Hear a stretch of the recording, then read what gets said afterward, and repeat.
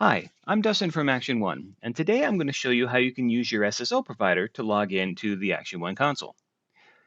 You can see here at the bottom of the login screen 4 options that we currently support: Entra ID, Google, Okta, and Duo. So to get started configuring those, first you'll log in with your standard Action1 account, and then you'll go to the Advanced Settings page. If you filter based on single sign-on, that can make it easier. Select Identity Provider from the list here, and select your identity provider.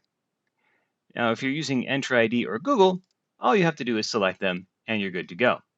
If you want to use Okta or Duo, there will be a little bit more configuration to do.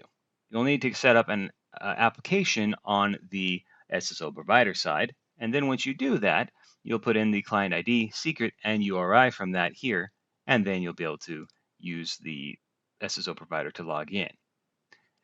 Now, once you have your identity provider selected here, you'll next need to add the users. So any users you add from this point on are going to be logging in with that selected SSO provider. So this makes it possible to have users of different types of SSO providers set up. So say internally you're using Entra ID and externally you have some contractors that are using Google to log in. Well, you can just set it up to use Google, add the contractors, then change it to Entra ID, add your internal users, and they'll be able to sign in with their respective SSO providers. So if you click invite user here, you can see that since I have Entra ID selected, it is automatically going to add in any future users as Entra ID accounts.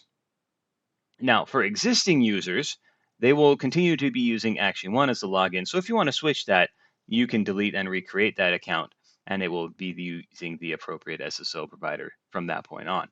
I do recommend keeping a single break glass account that can log in through Action1 style accounts rather than your SSO provider in case the link with the SSO provider ever goes down.